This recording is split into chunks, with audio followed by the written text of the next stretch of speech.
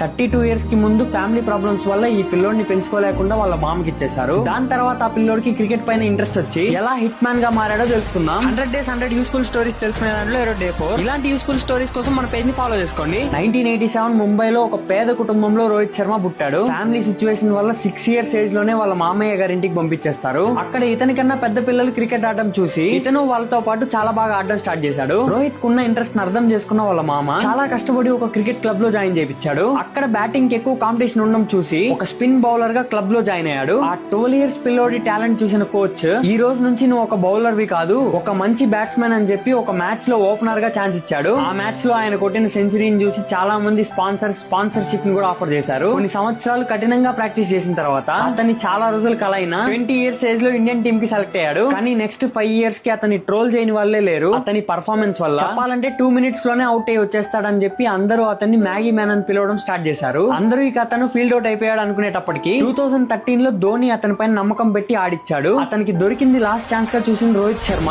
ఆ రోజు ఆస్ట్రేలియాకి తన బ్యాటింగ్ తో చుక్కలు చూపించాడు. ఆ రోజు మాత్రమే 209 రన్స్. దాని తర్వాత ఏం జరిగిందని మీకే తెలుసు. ఇప్పటి వరకు 6 సార్లు IPL కప్ కొట్టారు, 3 సార్లు డబుల్ సెంచరీ కొట్టాడు. అప్పుడు ఎవరెవరైతే అతనికి బ్యాటింగ్ ఆడడం రాదు, మ్యాగీ మ్యాన్ అని కిండల్ చేశారు, వాళ్ళందరూ ఇప్పుడు అతన్ని హిట్ మ్యాన్ అని పిలిచి సెలబ్రేట్ చేస్తున్నారు. అవమానపడ్డా కూడా లాస్ట్ కి సాధించి చూపించాడు. మీలో ఎంతమంది రోహిత్ శర్మ ఫ్యాన్స్ ఉన్నారో కమెంట్ చేసి మీ ఫ్రెండ్స్ కి వీడియో షేర్ చేయండి.